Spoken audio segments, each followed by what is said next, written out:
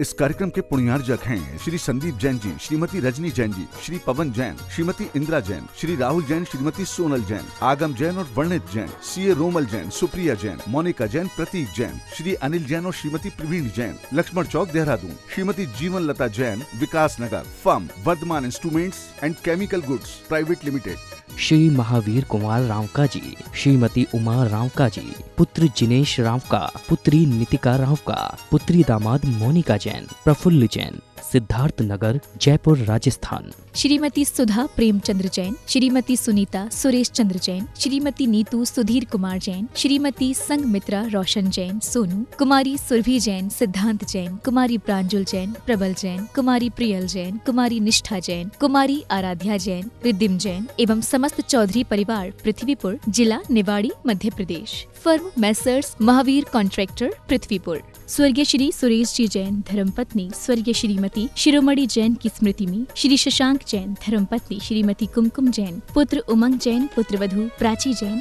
पौत्र निमित्त जैन, पौत्री अक्षिता जैन, निवासी कृष्णा नगर, दिल्ली, बेटी दामाद श्री अंकुर जैन, श्रीमती मानवी जैन, नातिन स्तुति जैन, अग्रिमा जैन। श्री ओम नमः सिद्धेभ्यः। जय श्री ओम नमः सिद्धेभ्यः। सर्वमंगल मांगल्यम सर्वकल्याणकारकं प्रधानं सर्वधर्माणां जैनं जयतु शासनम्। पंच परमेष्टि भगवान की, आचार्य श्री गुरुवर कुंद कुंद महाराज की, आचार्य श्री गुरुवर विद्यासागर महाराज की। कल अपन ने समझा था कि हम कितनी भी उपादान शक्तियां जगा लें, जब तक हमें निमित्त शक्ति का सहयोग नहीं मिलेगा। इतनी स्वतंत्रता दे दी कि हमें शक्तियों से भर दिया और सारी शक्तियों का भंडार लेकर के ताला लगा के चाबी निमित्त के हाथ में दे दी। जैसे बैंक लॉकर का काम होता है ना, बैंक लॉकर में संपत्ति तुम्हारी है, तुमने क्या रखा क्या नहीं रखा उनको मतलब नहीं है, लेकिन लॉकर तक पहुंचने के लिए मैनेजर की चाबी लगना जरूरी है। ये जो नियत है प्रकृति की, इसको लोग समझ नहीं पा रहे। लोग उपादान शक्ति को जगाने में लग जाते हैं, उपादान शक्ति जाग जाती है, लेकिन वो प्रज्वलित नहीं हो पाते। लोग पूरी शक्तियों को जान जाते, अपन समय सार पढ़ते ही पता चल जाता है हम शक्तिमान हैं, हम भगवान आत्मा हैं, हम शुद्ध स्वरूपी हैं, अनंत शक्ति मेरे पास है। लेकिन जब भगवान पने के आनंद की बात आती है तो हमें भगवान पने का आनंद नहीं आता। कितनी बड़ी बात, समय सार कह रहा है तू खुद भगवान आत्मा है,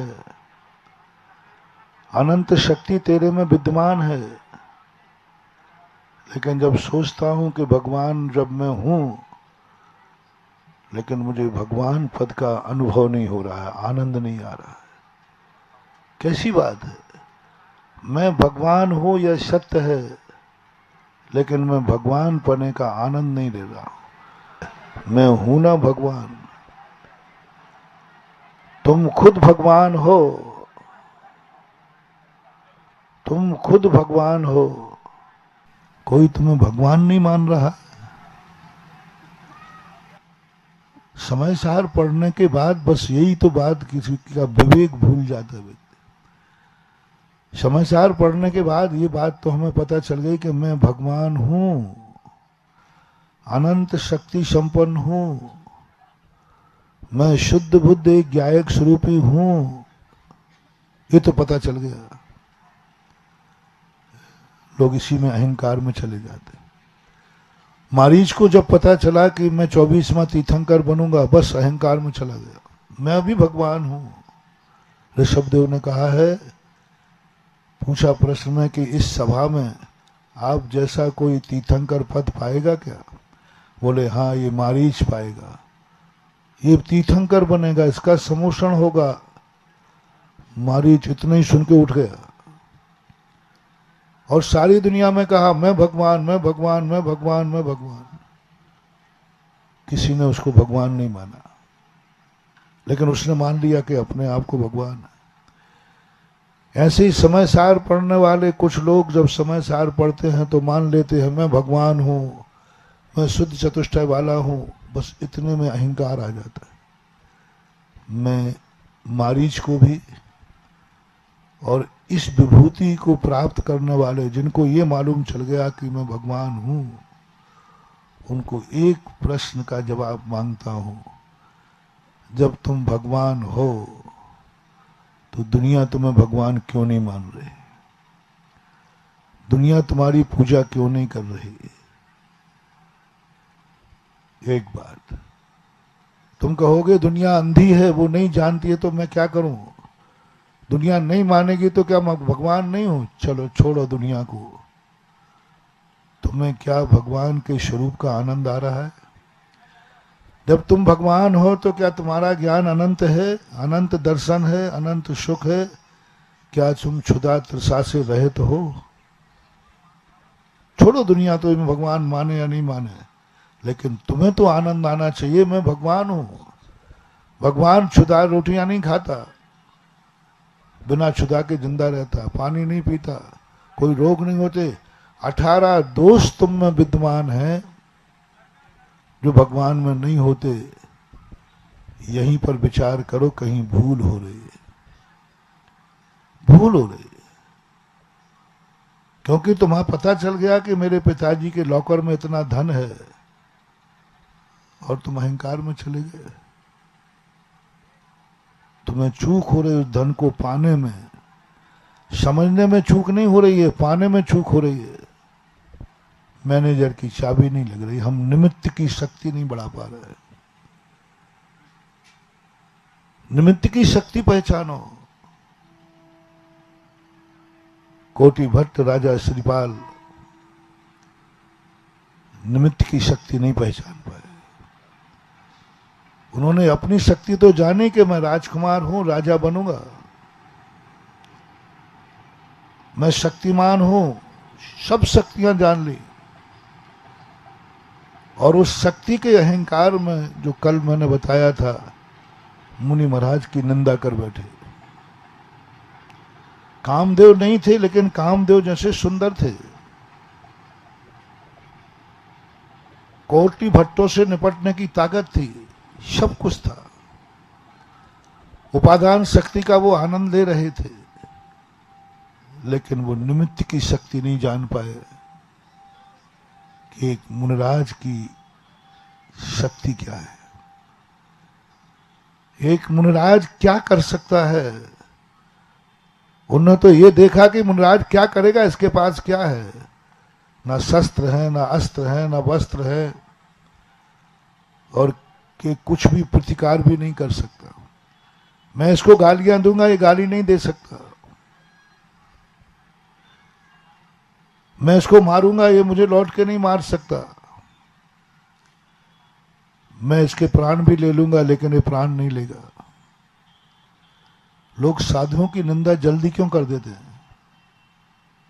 मैंने जो खोजा, 2 मिनट में कोई भी निंदा कर देगा साधु का। सबसे बड़ी कमजोरी तुम्हें मालूम है, साधु की कितनी निंदा कर दो, कितनी गालियां दे दो, वो कोर्ट केस नहीं करेगा। बस ये। और बाजू में जो गुंडा रहता है, जो सब कुछ करता है, सब कुछ करता है, और तुम्हें मालूम है, लेकिन तुम उसकी गवाही नहीं दोगे, बुराई नहीं करोगे। क्योंकि पहली बात तो जैसे ही तुम बोले नहीं, वो तुम्हारे दांत निकाल के हाथ पे रख देगा, तुम्हें ही निपटा देगा। दूसरी बात, वो कोर्ट में चला जाएगा। इसलिए लोग, जो अज्ञानी लोग होते हैं, जो सही निंदा के योद्ध होते हैं, उनकी निंदा नहीं कर पाते। जो सही बुरे होते हैं, उनको बुरा नहीं कह पाते। दुर्जन लोगों का स्वभाव होता है अच्छे लोगों को सताना, बुरे लोगों को नहीं। बुरे के संबंध में तो बुरा बोलेंगे ही नहीं, उनको सताएंगे ही नहीं, उनको दुख नहीं देंगे, उनकी गवाही भी नहीं देंगे, कितना भी बुरा कर ले दुर्जन लोग। और दुर्जन की विशेषता है वो सज्जन को सताता है, सज्जन को दुख देता है, सज्जन को दुख देगा।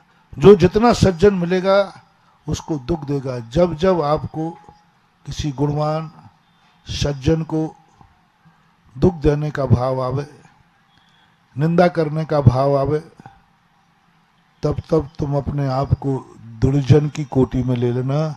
मैं दुर्जन हूं क्योंकि मुझे सज्जन को सताने का भाव हो रहा है, सज्जन को गाली देने का भाव हो रहा है। किसी सज्जन के प्रति तुमने ये क्या कर लेगा वो, क्या कर लेगा वो, क्या कर लेगा वो, ये भाव जिसके प्रति आ जाए, महानुभाव बहुत करुणा दया करके कह रहा हो, उसको कभी मत सताना। महावीर स्वामी ने सबसे पहले हम लोगों को किन पर दया करने को कहा? जिनको मारने में कुछ नहीं बिगाड़ पाए। चींटी क्या बिगाड़ लेगी हमारा, क्या बिगाड़ लेगी? लो मैं अभी मारा लेता हूं, क्या कर लेंगे कीड़े मकोड़े?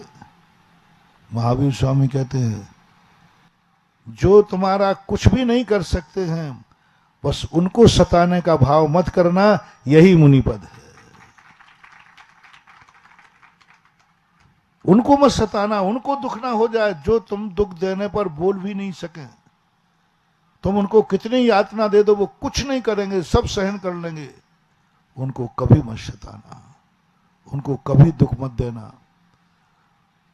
उनके प्रति तुम्हें कितना भी तुम ऊंचाई पे पहुंच जाओ, उनको सुख देने का भाव करना।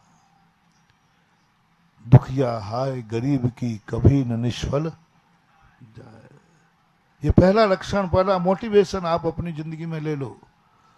उसको मत सताना जो तुम्हारा कुछ भी नहीं बिगाड़ सकता। मैं इसको लूट लूंगा ये कुछ नहीं करेगा, मैं इसको गाली दे दूंगा ये कुछ नहीं करेगा, मैं थप्पड़ मार दूंगा कुछ नहीं करेगा, मैं इसको लूट लूंगा ये कुछ नहीं कर सकता मेरा। महानुभाव, मैं ज्यादा तुम्हारे पाप नहीं छुड़ाऊंगा। तुम खूब गुस्सा करना, खूब गाली देना, जो तुम्हें करना हो करना, बस उसको मत देना जो तुम्हारा कुछ भी नहीं बिगाड़ सकता। बस उसको मत देना। और इसमें कोई गुणवान हो, सज्जन वही कहलाता है, कुछ भी नहीं बिगाड़ेगा। उसमें साधु और है, सच्चा साधु। साधुओं को यातनाएं क्यों सहन करना पड़े? क्यों पारसनाथ 10 भव तक बैठे? क्यों मुनिराजों पर उपसर्ग होते?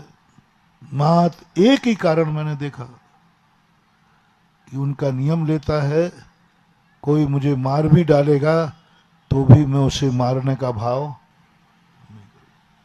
कोई मुझे कितनी गाली देगा मैं गाली नहीं दूंगा, कोई मुझे कितना भी दुख देगा मैं दुख नहीं दूंगा। ये कमजोरी तुम्हें मालूम चल गई कि महाराज, और शक्ति है, शक्ति है। मैं उन महाराजों की बात कर रहा हूं, पारसनाथ जैसे महाराजों की। एक टेढ़ी आंख करके देखते थे, कमट कीलित हो जाता, पिटते रहे 8 दिन तक। वो 700 मुनिराजों में ऐसे ऐसे मुनिराज थे जो सारे देवताओं को बुलाते, बेहोश पड़ के गिर गए हस्तिनापुर में, प्रतिकार नहीं किया। बलि बृहस्पति ने यही तो कहा था। उनके एक भाई ने कहा था, भैया अपन इनको मारने जा रहे हैं, महाराज लोग हैं, इनके पास सिद्धियां बहुत होती हैं, इनके पास देवता होते हैं। तो जो सबसे बड़ा मंत्री था ना बलि, वो कहता मैं जानता हूं दिगंबर मुनि का नेचर, इनकी बोटी बोटी भी कर दो तो भी ये कुछ भी कहने वाले कुछ भी नहीं करेंगे, प्रतिकार नहीं करेंगे। दिगंबर साधु का स्वरूप ही ऐसा, कुछ नहीं करेंगे। ये भस्म कर देंगे तो नहीं कर सकते। सच्चे दिगंबर साधु होंगे तो भस्म हो जाएंगे, लेकिन भस्म करेंगे नहीं। ये दिगंबर साधु की पहचान है। ये मिट जाएंगे लेकिन मिटाएंगे नहीं किसी को। ये बर्बाद हो जाएंगे, किसी को अभिशाप नहीं देंगे।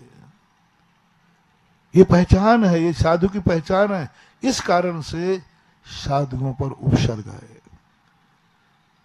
साधु जैसे अन्य स्थानों पर है कि साधुओं को थोड़ा सा दुख दिया वो अभिशाप दे देते थे, वो किलित कर देते थे, वे भस्म कर देते थे, वे नारी को भी पत्थर बना देते थे।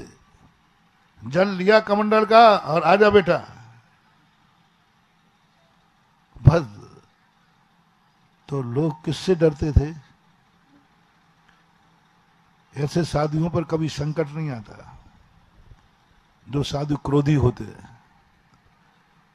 जो साधु जल लेकर अभिशाप देते हैं, भस्म करते हैं, इनसे कोई नहीं डर, कोई पंगा मोल नहीं लेता।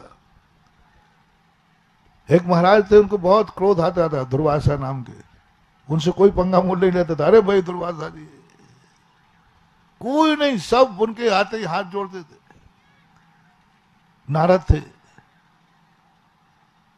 नारद की स्थिति ऐसी थी, कोई उनका अपमान नहीं करता था, कोई अपमान नहीं करता था। 100 काम हो, 100 बिगड़े, लेकिन तुरंत यदि नारद जी आ गए तो उनके सम्मान में कमी मत रखना। सम्मान में कमी रही और निपटा दिया। थोड़ी सी भी चूक हो जाए, यदि तुम वो वहां से निकले और तुमने कहा नारद जी आइए, इतना नहीं कह पाए। द्रौपदी का क्या हाल कर दिया। मात बेचारी अपने दर्पण देख रही थी और इनको नहीं देख पाई। बस द्रौपदी, तुम मुझे सम्मान नहीं कर पाए, ले मैं तुझे धात की खंड भिजवाता हूं। नारद का स्वरूप पड़ा तो सब थर थर कांपते थे। पूरा आर्यावर्त नारद से थर थर कांपता था, यहां गलती नहीं हो जाए। क्रोध आता है इन साधु को, गलती नहीं हो जाए, नहीं तो भस्म कर देंगे। 60,000 काकाओं को भस्म किया। कपिल मुनि से सब डरते थे। दुर्जन शक्ति से डरता है, दुर्जन शक्ति से डरता है, और शक्ति का जो प्रयोग करते हैं उनसे डरता है। लेकिन दिगंबर जैन साधु के पास ये शक्तियां हैं। दृष्टि विष नाम की रिद्धि है जो पारसनाथ को थी। आंख खोल के कमट को देख लेते, कमट वहीं कीलित हो जाता। कदम नहीं बढ़ा सकता था, एक कदम आगे है मजाल। लेकिन उसको मालूम था ये दिगंबर मुनि हैं, कुछ नहीं करेंगे। लोगों ने कई बार पूछा, महाराज सबसे ज्यादा दिगंबर मुनियों पर उपसर्ग क्यों आते हैं? मैंने कहा कोई कारण नहीं है, कायर नहीं है हम लोग प्रतिकार नहीं करते हैं, बस इसलिए दुर्जन लोग हम लोगों को सता देते हैं। जैनियों पर संकट क्यों आते हैं? जैनियों से कोई भी भिड़ जाता है, कोई भी लड़ लेता है। क्यों? क्योंकि जैनी लुटना जानता है, लूटना नहीं जानता। पिटना जानता है, पीटना नहीं जानता। क्यों जैनियों की जमीन पर कोई भी कब्जा कर लेता है? एक संप्रदाय वो है कि यदि उनकी एक स्थान बन गया मजार का तो रोड बदलेगा, लेकिन वो स्थान नहीं बदलेगा। और एक जैनी वो समाज है इनको कोई भी जाकर के उनके जमीन पे अतिक्रमण कर लेता है, कोई भी। क्या कारण है? वहां यदि हिल गई, यदि वो पत्थर हिल गया तो विशुद्ध हो जाएगा, विशुद्ध हो जाएगा, खून खराबा हो जाएंगे। सरकार भी कांपती है। एक ऐसा ग्रुप है अपने दुनिया के अंदर से सरकार भी कांपती है, कानून भी कांपता है। और कह देते भैया रहने दो, हम रोड साइड से निकाल लेंगे, पंगा मोत मत लो, अभी 2-4 की जाने जाएंगी, खून खराबा होगा, ये हो जाएगा। सरकार भी डरती है। और सरकार को पता चले ये तो जैनी की जमीन है, बोले कोई बात नहीं, जैनी क्या करेगा? कुछ नहीं कर पाएगा। मात्र एक कारण है जैनियों का। मैंने सरकार को कहा था राजस्थान में, जैनियों की अहिंसा का दुरुपयोग मत करो, ये कायरता नहीं है, ये हमारी सज्जनता है। ये हमारी सज्जनता है। और सज्जन का तुम शक्ति जानते नहीं। सज्जन व्यक्ति बिगाड़ता नहीं है, लेकिन उसके माध्यम से ऐसा बिगड़ेगा कि फिर सुधरेगा नहीं। जहां देखो वहीं जैन क्षेत्रों पर, किसी के क्षेत्रों पर कोई कब्जा नहीं कर रहा है, किसी के क्षेत्रों पर कोई कब्जा नहीं कर रहा है। सारे भारत में जैनियों के क्षेत्र पर हर स्थान पर कब्जा। अभी इंदौर में गोमटगिरी पर कब्जा। बताओ अब भारत में कौन सा स्थान सुरक्षित रहा? जहां लाखों की जैन समाज है वहां की गोमटगिरी सुरक्षित नहीं रही, और इससे ज्यादा और क्या चाहते। चेतोरे जागो जैनियों, एक संगठित हो जाओ। और इंदौर की समाज नारा लगाए, गोमटगिरी है, उसी को वोट दिया जाएगा, बैंक वोट बना लो। लेकिन संगठित नहीं हो पाते। जैनियों के मोहल्ले से जैनी हारता है और इसलिए पिटता है। दूसरा, अपनी सज्जनता जो है, महानुभाव आपसे भी कहना है, जो सुन रहे हैं उनसे कहना है, ठीक है तुम कुछ देर तक सज्जन बन जाओगे, सज्जन को सता लोगे, अहंकार आ जाएगा, लेकिन जिसका कोई नहीं होता है उसका कोई ना कोई तो दुनिया में। आज कोटि भट्ट राजा श्रीपाल ने यही जाना कि निगंबर मुनिराज क्या करेंगे, खूब जम के बुराई की। ब्रह्मांड हिल गया, अरे दुष्ट, जो सबका कल्याण करते हैं उसकी तो बुराई कर रहा है, वो तो सजा देंगे नहीं, मैं तुझे ऐसी सजा देता हूं तू राजकुमार होकर राज्य नहीं कर पाएगा, तू सुंदर होकर के भी इतना बदरूप बनेगा, इतनी बदबू आएगी, कोई तुझे कुछ नहीं कर पाएगा। और मुनि महाराज की निंदा का परिणाम स्वरूप, मुनिराज को दुख देने के परिणाम स्वरूप, गुणवानों में दुर्गुण का आरोप करने के परिणाम स्वरूप कोटि भट्ट राजा श्रीपाल कोड़ी हुए। उन्हें अपनी उपादान शक्ति का अहंकार था, मैं राजकुमार हूं, मैं कोटि भट्ट हूं, ये मुनिराज ये नंगा क्या कर लेगा, ना इसके पास शस्त्र है ना वस्त्र है, और थोड़े बहुत हैं तो संकल्प है। दुर्योधन यही तो हंसा था जब युद्ध की शंखनाद किया मधुसूदन ने। इधर शंख बज रहा था, उधर ठहाका लगा रहा था दुर्योधन, हे पांडवों, हे 5 चींटियों, क्या बोलता था वो, 5 चींटियों क्या करोगे, जिसके बल पर तुम लड़ रहे हो वो निहत्ता है, वो निहत्ता है, श्री कृष्ण निहत्ते हैं, सुदर्शन चक्र भी नहीं उठाएंगे, क्या कर लेगा। बस एक बात का अहंकार दुर्योधन में आया, क्या कर लेंगे श्री कृष्ण, क्योंकि वो प्रतिज्ञा कर चुके हैं, और सज्जन पुरुष प्रतिज्ञा करने के बाद मर सकता है लेकिन प्रतिज्ञा नहीं तोड़ सकता। वो जानता था श्री कृष्ण वो सज्जन हैं कि चाहे भली कुछ भी हो जाए लेकिन युद्ध में शस्त्र नहीं उठाएंगे तो नहीं उठाएंगे, नहीं उठाएंगे, फिर क्या कर लेंगे। जब भी तुम्हारे मन में, इसलिए मैं कह रहा हूं, किसी भी व्यक्ति को देखकर तुम्हें ये भाव आ जाए क्या कर लेगा ये मेरा, देखो मैं अभी इसको थप्पड़ मार के आता हूं, क्या कर लेगा, अभी देखना मैं इसको गालियों पर गालियां देता हूं, कुछ नहीं कर पाएगा ये। बस समझ लेना आपका बर्बादी का दिन शुरू हो गया, आपकी जिंदगी बहुत खतरे में पड़ने वाली है, क्योंकि आप उससे भिड़ने गए हैं जो तुम्हारा कुछ नहीं कर सकता। दुर्योधन का वही अमंगल हो गया जब दुर्योधन ने कहा क्या करेंगे ये पांडव 5, क्या करेंगे वो श्री कृष्ण जिनके पास शस्त्र भी नहीं है। बस वहीं से उनकी हार चालू हो गई, वहीं से हार चालू हो गई।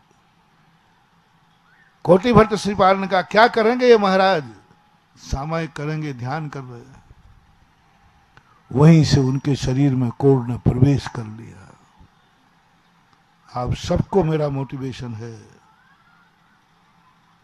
अपनी जिंदगी का बस एक पॉइंट छोड़ देना, उसके साथ कोई दुर्व्यवहार नहीं करना। जो तुम्हारे दुर्व्यवहार करने पर वो तुम्हारा कुछ भी नहीं कर सकता, कुछ भी नहीं बिगाड़ सकता। बस वहीं पीछे हट जाना। जो मेरा कुछ नहीं बिगाड़ सकता, मैं उसका कुछ नहीं बिगाड़ूंगा। जो पलट के गाली नहीं दे सकता, मैं उसको गाली नहीं दूंगा। मैं गाली देने के लिए मना नहीं कर रहा हूं।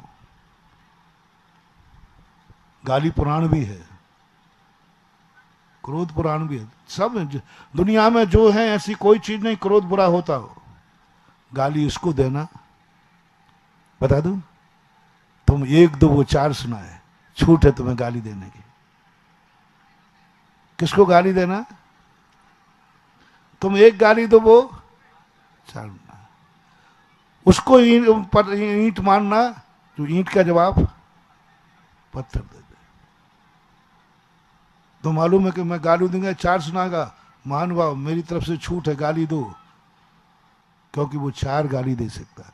उसको मत देना जो गाली सुनने के बाद एक गाली भी नहीं दे सके, क्योंकि उसका अभिशाप खतरनाक है।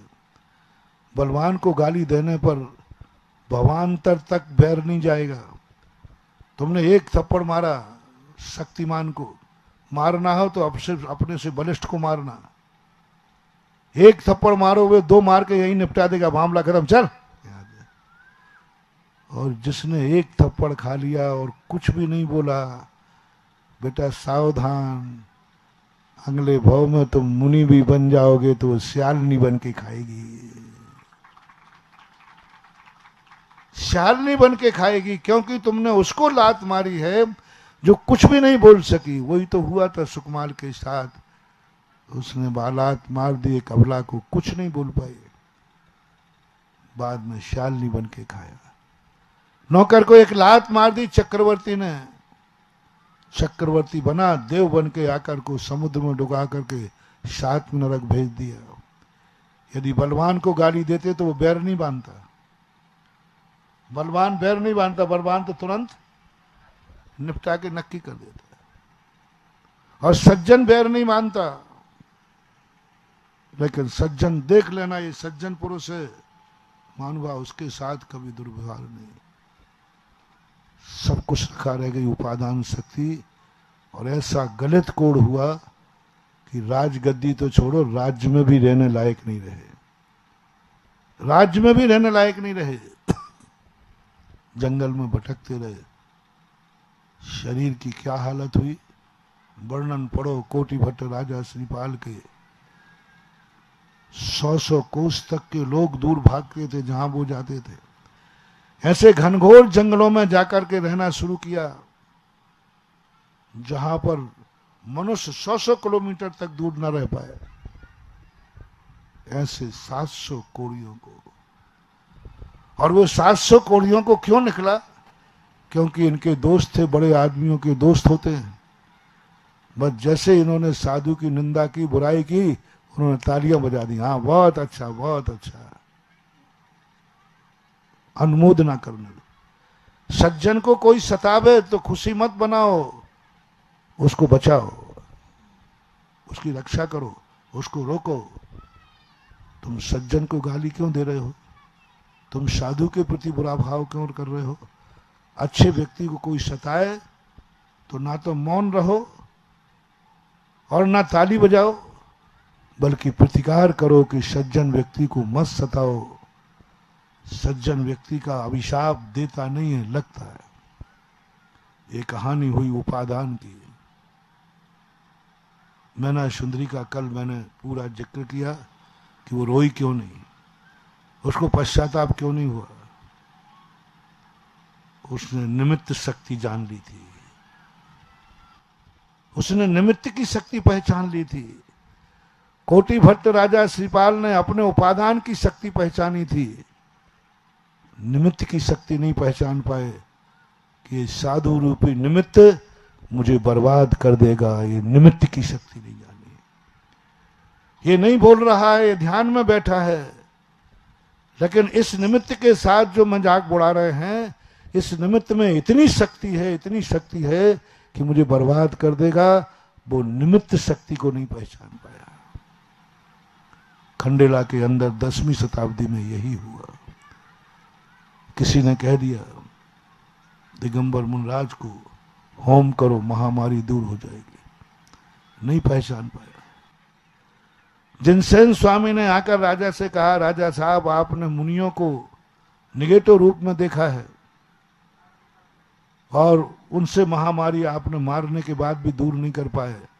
अब मैं कहता हूं उन्हीं महाराजों का, उन्हीं भगवानों की निमित्त शक्ति पहचानो और आप 5 दिन के लिए पंच परमेष्ठ की आराधना करो, देखो कैसे बीमारी दूर नहीं होती। राजा ने वह शुरू कर दिया, महामारी दूर हो गई। राजा खंडेल ने खंडेलवाल जाति की स्थापना करके जैन धर्म की बहुत बड़ी प्रभावना की। मैना सुंदरी ने कुछ नहीं जाना, निमित्त शक्ति जाना। मैं दीप नहीं जला सकूंगी, मैं माचिस की काड़ी जला सकूंगी।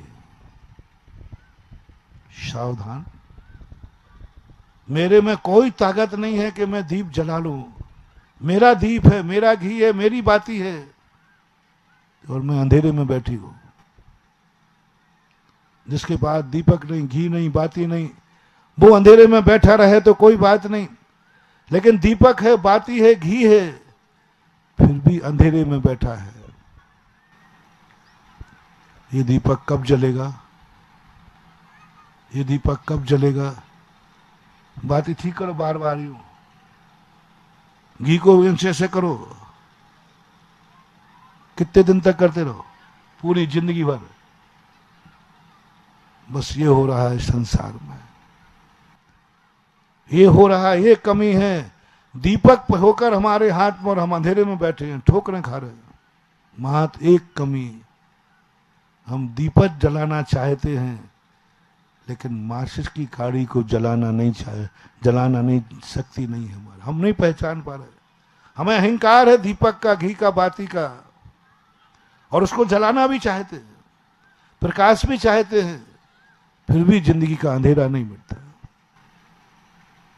आज यह विधान मैना सुंदरी ने कहा, दीपक मेरा सब कुछ है लेकिन मैं जला नहीं सकती। उसने माचिस की काड़ी की शक्ति पहचानी। माचिस की काड़ी में कितनी शक्ति है। ओहो, उसने माचिस की काड़ी, श्रीपाल माचिस की काड़ी जलाना नहीं जानते थे। मैना सुंदरी कहती है, मैंने माचिस की काड़ी की शक्ति जानी है। क्या करेगी माचिस की काड़ी? कितनी देर जलती है माचिस की काड़ी? 2 मिनट भी कहां। हमारा अंधेरा तो बहुत बड़ा है, यात्रा बहुत लंबी है।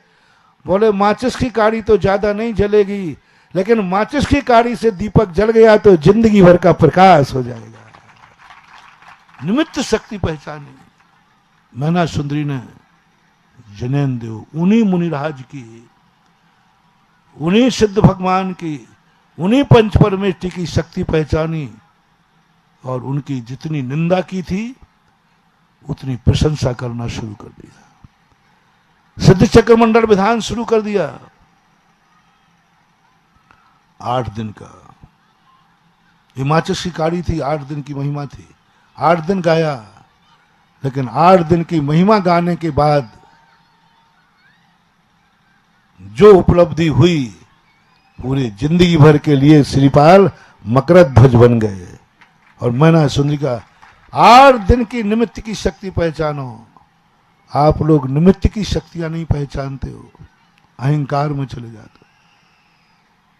ये पेंसिल है, ये हमें 7 में नरक भेज सकती है।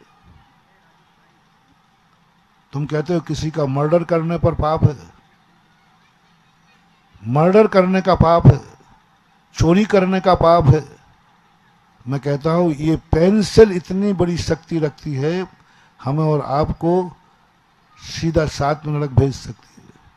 बस एक भाव करना है, इस पेंसिल का चूरा चूरा कर डालूंगा, इसको पेंसिल नहीं रहने दूंगा। बस हमारे अंदर ये भाव आया, इसमें इस पेंसिल के माध्यम से हम साथ में नरक जा सकते। जीवाधिकरण ये पूज्यवर उमा स्वामी महाराज ने खोजा। अकेले जीव को दुख देकर जीव का विनाश करके ही व्यक्ति नरक नहीं जाते, पुद्गल को भी अधिकरण, अजीब को भी अधिकरण। धन दौलत क्या है? अजीब है। मकान जायदाद क्या है? अजीब है। इनको लोकर के लोग कहाँ जाते हैं?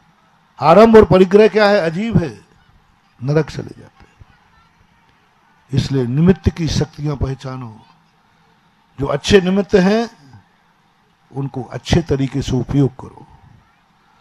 उनका यदि तुमने दुरुपयोग किया तो वे तो कुछ नहीं बिगाड़ेंगे, तुम्हारा सब कुछ बिगड़ जाएगा। आज अपन देखो क्या हुआ। मैंने कुछ नहीं किया यहां आकर के। कल वो बोल रहे थे ना बरिया जी, उसका समर्थन संदीप ने भी किया था। कहा था महाराज जी चमत्कार कहीं नहीं है। मैंने पेंसिल दिखाया, चमत्कार इसमें भी है।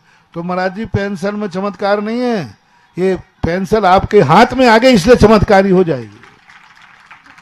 नहीं महानुभाव, चमत्कार पेंसिल में है। फर्क कितना है? मैंने इसकी शक्ति को पहचान लिया है तो नाम मेरा होता है। शक्ति तो इन्हीं प्रभु में है, मैंने इनकी शक्ति पहचान ली है तो नाम मेरा हो जाता है। शक्ति तो इसी भूमि में थी, मैंने पहचान ली है तो मेरा नाम हो जाता है। शक्ति तो वस्तु में हम ना डाल सकते ना दे सकते, पहचानने की देरी है। आज तक एक खंडहर पड़ा था, मैंने पहचान लिया, मैंने पहचान लिया कि इसमें योग्यता है। अभी डॉक्टर साहब सुरन जी कह रहे थे महाराज जी फिर आपको खंडहर मिल गया, खांडप्रस्थ। मेरी कुंडली ऐसी मैं करूं क्या? मेरी जिंदगी में खांडप्रस्थ ही लिखा है, लेकिन मुझे गर्व है कुंडली में जब खांडप्रस्थ लिखा गया, उसी के नीचे लिखा था तुम्हें इंद्रप्रस्थ बनाने की शक्ति दी जाती है। खांडप्रस्थ मेरी जिंदगी में लिखा है, ये मेरा दुर्भाग्य है। लेकिन सौभाग्य ये है कि खांडप्रस्थ को इंद्रप्रस्थ बनाने की भी ताकत मेरे में है, ये मेरा सौभाग्य। और वो ताकत मात्र कुछ नहीं, मैं निमित्त की शक्ति पहचान लेता हूं। बरुआ सागर का कैसे उद्धार करूं? तुम समझ रहे हो कि मैं विद्यालय बना रहा हूं। मैंने एक बार भगवान से कहा था, भगवान तुम मेरे पे ज्यादा फिदा नहीं होना, देख तूने कितने अभिषेक करने वाले बना लिए। मैंने भगवान मैंने आपके अभिषेक करने वाले नहीं बढ़ाए हैं, और ना आपके लिए मंदिर बनाता हूं, क्योंकि आपका और हमारा कोई लेना देना नहीं है। ना तो कभी आप मुझे आशीर्वाद देते हो, अपने ज्ञान में से कुछ भी हिस्सा नहीं देते हो, और जो हमारे लिए नहीं मैं उसका नहीं। आपने हमें क्या दिया है जो मैं आपके लिए इतना सब करूं? तो फिर क्यों करता है? मैंने कि भगवान बता दूं, आपके लिए नहीं, हम अपने भक्तों के कल्याण के लिए, इनके कल्याण के लिए ये मेरे लिए समर्पित हैं। ये मेरे आहार देते हैं, संकट आ जाए तो मेरे संकट दूर करते हैं, मेरी सेवा करते हैं, मुझे बुलाते हैं, मेरी आगवानी करते हैं, ठाठ से आगवानी करते हैं, पूरी ताकत लगाते हैं। कहते हैं महाराज आप बरुआ सागर होके चलो, फिर देखो आगवानी क्या होती है। मुझे बहुत लोभ दिया था इस संदीप ने। मैं आना चाहता था सीधे यहीं पर, और ने कहा महाराज देखो आप मान जाओ, बाद में पछताओगे, जंगल में जाके क्या करोगे, आप बरुआ सागर चलो, फिर देखो आप क्या होता। वहां तो यूं चले जाना, सुबह शौच को जाना, 2 किलोमीटर बताया, मैं बातों में आ गया, निकला 3 किलोमीटर। अब श्रावक को इतनी झूठ बोलने की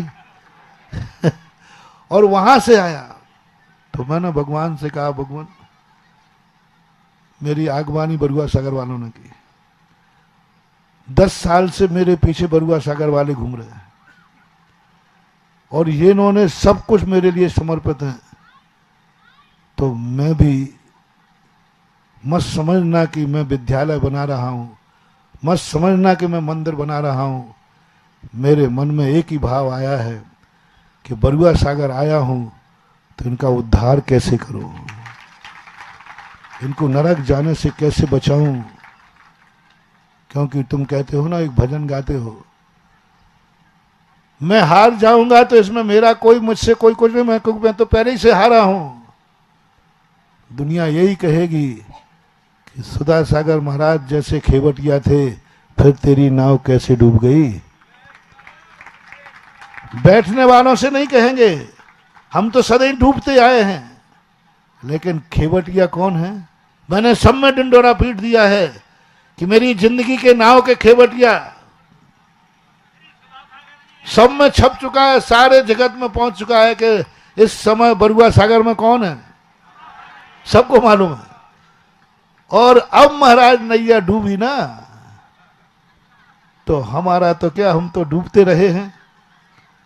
लोग कहेंगे कि महाराज के रहते हुए नैया डूब गई, सब आपका नाम रखेंगे। और मैं अपने भक्तों को डूबा करके मैं कलंकित नहीं होना चाहता। लोग मेरे जाने के बाद यही कहेंगे, बरुआ सागर महाराज आए थे कि नहीं। जब बरुआ सागर का कोई व्यक्ति नरक में पहुंचेगा तो एक ही बात पूछी जाएगी कि भाई कहां से पधारे हो। नरक से। कोई त्रियंचों में जन्म लेगा, किसी देव ने पूछ दिया भाई ये जीव कहां से आया, बोले बरुआ सागर से। बरुआ सागर से आया, फिर बही खाता निकाला जाए, वहां सुधा सागर आए थे क्या, बोले आए थे, तो सारी फाइल मेरी तरफ मुड़ जाएगी। बाबा जी ये सेठ जो आप गए थे वहां डूब गया, देखो ये सेठ इतना बड़ा सेठ होकर के, इतना बड़ा धनवान होकर के भी, और आज नरकों में पड़ा है। और आप भी गए थे, उसने आपको भी नमोस्तु किया था, आपने भी आशीर्वाद दिया था। आपको नमोस्तु करने के बाद, आपको आहार देने के बाद, आपका आशीर्वाद देने के बाद ये नरकों में पड़ा है। सवाल उसके नरकों में पड़ने का नहीं है, सवाल आपके आशीर्वाद पर प्रश्न चिन्ह उठता है। आपके आशीर्वाद पर प्रश्न चिन्ह उठता है। वो नरक में आ गया कोई बात नहीं, अनंतों बार आया है नरकों में, अनंतों बार नरकों में आया, एक बार और सही। प्रश्न आपका है कि आप बरुआ सागर गए थे कि नहीं गए थे। इन्होंने तुम्हारी आगवानी की थी कि नहीं की थी, इन्होंने आपको नमोस्तु किया था कि नहीं किया था, फिर इनकी नैया क्यों डूबी, क्यों डूबी। बोलो, झूठ मत बोलना रे संदीप। यदि यहां आकर के ये कोई काम नहीं होता तो तू और बरुआ सागर सारा दूसरे लोगों बड़ी बातें करते थे, सुधा सागर आएंगे तो सब हो जाएगा। उस संजय के तो सब प्राण ले लेते, पक्का है। बोले बड़ी बातें करता था कि एक बार महाराज आ जाए फिर देखो, एक बार ये हो जाए फिर देखो। क्या हुआ, चले गए ना सिर से पहाड़ फोड़ के। बुंदेलखंडी में कहते झक मार के चले गए ना। क्या कर लिया, बोलो क्या कर लिया, क्या हुआ। झूठ मत बोलना रे। ये चर्चा होती कि नहीं होती, यही चर्चा अनादिकाल से होती आई। जो जो महाराजों के भक्त बने और उनकी दुर्गति हुई, लोगों ने उसकी दुर्गति पर ध्यान नहीं दिया, उन्होंने तुरंत किया किसके भक्त हो। प्रतिदिन अभिषेक करने वाले को कोई परेशानी आ जाए तो लोग उसके कर्मों पर ध्यान नहीं देते हैं। भगवान ने क्या कर लिया, बोलो ये होता है कि नहीं। प्रतिदिन अभिषेक करता था, बिना अभिषेक के जिंदगी में पानी नहीं पिया, देखा क्या कर लिया। शांति धारा की थी, क्या कर लिया। भगवान की बड़ी भक्ति कर रहा, क्या कर लिया। सारे संसार में ये चर्चाएं होती हैं कि नहीं होती। करोगे आप। हमें उस चर्चा का भी कोई गम नहीं है, बस एक मन में विकल्प आएगा कि मेरे पहुंचने के बाद भी बरुआ सागर का व्यक्ति नरक चला गया और मेरा बीड़ा है। मैं गरीबों के पीछे इसलिए नहीं पड़ता हूं कि गरीब नरक जाएगा ही नहीं। ये उमा स्वामी ने कहा है। हम अमीरों के प्रति डरता हूं क्योंकि उनके नरक जाने के चांस ज्यादा हैं। वैवारंभ परिग्रहत्वम, जिसके ज्यादा धन दौलत परिग्रह, उसके पीछे पड़ना है, उसको बचाना है। तो मैंने यहां मंदिर बना रहा हूं। भगवान आप भी सुन लेना, मैं यहां मंदिर नहीं बना रहा हूं। मैं तो अपने प्यारे डॉक्टर साहब को दुर्गति से बचा करके सदगति भेज रहा हूं। मेरा प्यारा भक्त है, उसकी एक एक कमाई है। यह धन उसे दुर्गति का कारण न बने, सदगति का कारण बने। बहाना है कि मंदिर बना रहा हूं। मंदिर बनाना निमित्त मात्र है, एक भक्त का उद्धार करना निमित्त मात्र। हम साधु लोग अपने लिए संतशाला बनवाएंगे। हरे राम राम, क्या लेना देना। मेरा तो भाव ये है, साधु संतों के बहाने, संतशाला के बहाने 10-15 साल से पीछे पड़ा है। 10-15 साल से पीछे पड़ा है एक कमिश्नर, जीएसटी कमिश्नर। बस इसको मैं, क्योंकि मैं तो ऊपर जाऊंगा पक्का है। आप लोगों की राय क्या है? मैं कहाँ जाऊंगा? मोक्ष तो नहीं जाऊंगा, लेकिन स्वर्ग तो पक्का है। आप लोग सहमति करो ना। बस जब मैं स्वर्ग जाऊंगा तो वहां पर हमारे सारे भक्त मिलेंगे और हम सब एक साथ कहेंगे, ये है अपना एक बार। बस मैं मंदिर नहीं बना रहा हूं, मैं संतशाला नहीं बना रहा हूं। 10-15 साल का भक्त है जीएसटी कमिश्नर राजेश बाबू। ये नीचे नहीं ऊपर जावे और जहां हम पहुंचे वहां मिले, कोई कारण नहीं। जैन दर्शन का मैंने स्पष्ट कहा, अन्य दर्शनों में तो द्रव्य इसलिए चढ़ता है कि भगवान भोग लगाते हैं, प्रसाद खाने मिलता है। जैनियों के तो ये श्रीफल चढ़े, भगवान खाएगा नहीं और तुम्हें खाना नहीं देगा। ये नारियल सब शायद तुम अभी बाद में फोड़ के खाते होगे। हाँ, छू लोगे तो हाथ धोना पड़ेगा। फिर क्यों? इसका सिद्ध है कि सारी क्रियाएं अपने कल्याण के लिए। आज भगवान यहां बैठे हैं अपने उद्धार के लिए। आज सिद्ध चक्र मंडल विधान हुआ, सिद्धों का महीना सुंदरी ने किया। बोलो, सिद्धों को क्या लाभ हुआ? लाभ किसको हुआ? भक्त को। भगवान को तो कोई लाभ होने का सवाल ही नहीं। सारा लाभ भक्त को हुआ। कोटि भट्ट राजा श्रीपाल को हुआ, मैना सुंदरी को हुआ। हर निमित्त में महानुभाव कभी भी हो, जब भी तुम अच्छा कार्य करो, तुम एहसान मत लादना कि मैंने विद्यालय को कुछ किया है, मैंने भगवान की पूजा की है, मैंने महाराज आए थे, मैंने महाराज का बहुत मान रखा है, महाराज का मैंने बहुत सम्मान रखा है। ये भाव मत करना। एक ही भाव करना, महाराज के बहाने हमने बरुआ सागर का उद्धार किया है। मेरे कितने भाग्य हैं कि मेरे महाराज के निमित्त से सदुपयोग हुआ धन का।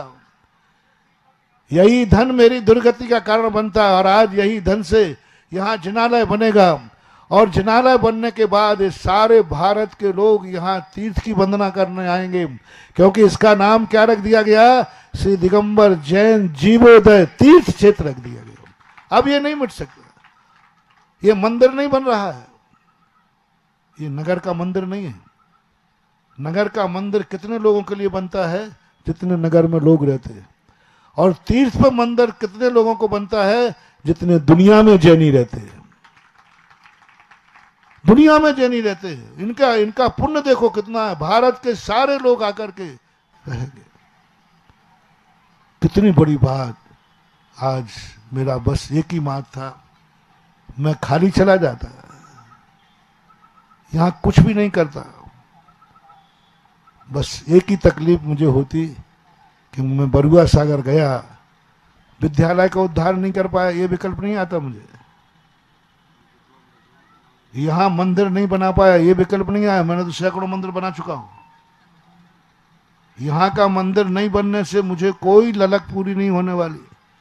संस्कृत विद्यालय यहां बन जाएगा, इससे भी हमें कोई खुश नहीं है। इससे बड़े बड़े विद्यालय हमने बना दिए बड़े शहरों में, सांगानेर आपके सामने है। संस्कृत विद्यालय बन जाएगा तो भी मुझे खुशी नहीं होगी।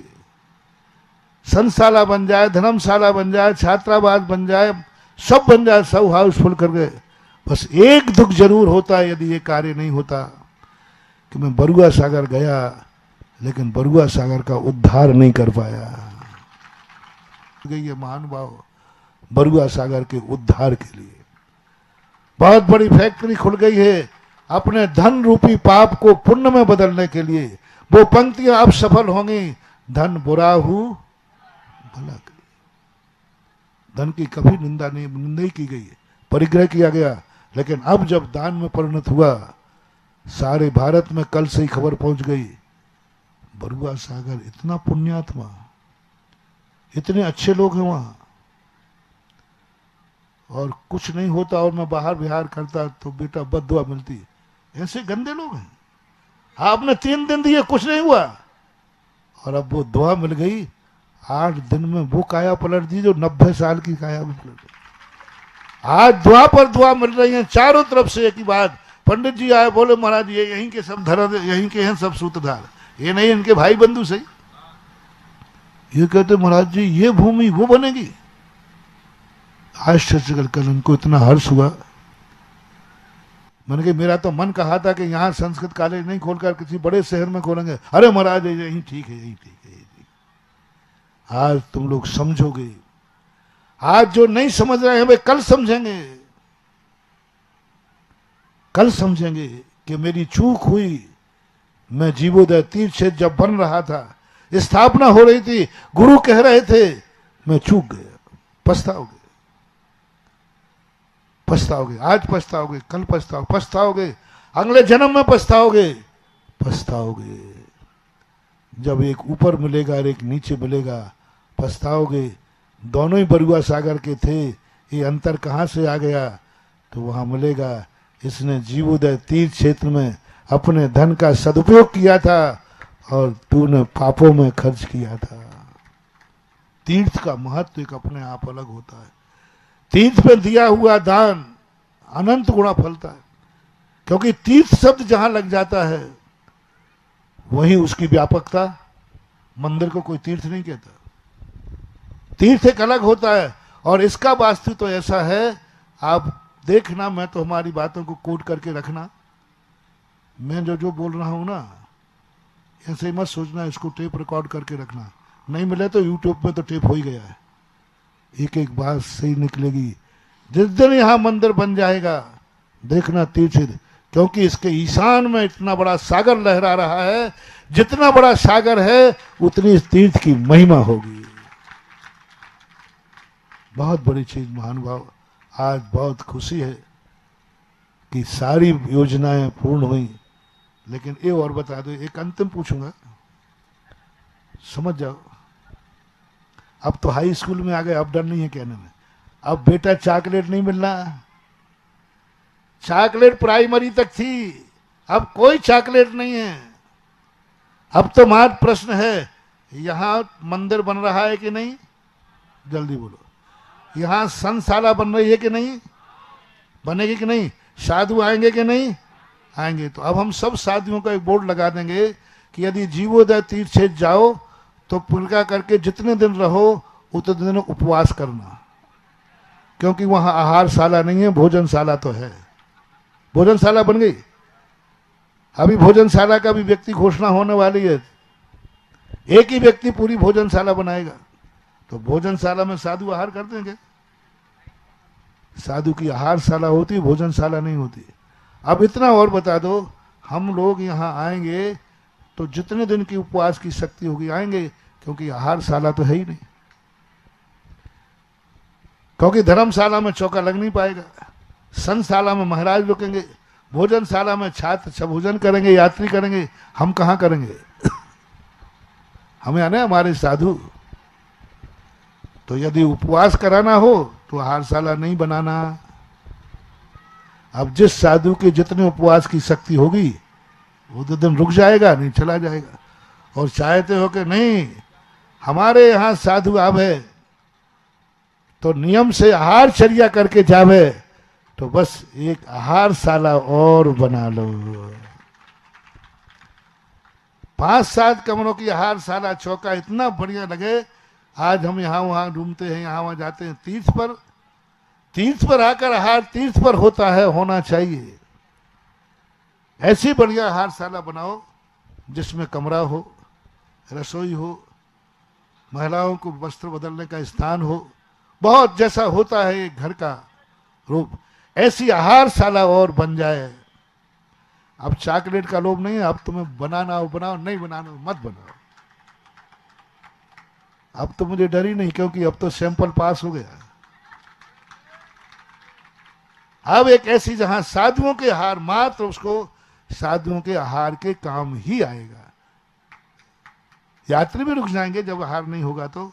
बाकी आहारशाला ऐसी बनना चाहिए 5-7 कमरों की, जहां साधु सुविधा पूर्वक आहारचर्या कर सके। बस एक योजना अभी बाकी है। यदि ये पूरी कर दी तो महाराज फिर पहले आप वचन दो पूर्ण विराम लगाओगे? नहीं, ये तो नहीं दूंगा, पूर्ण विराम तो नहीं लगाऊंगा।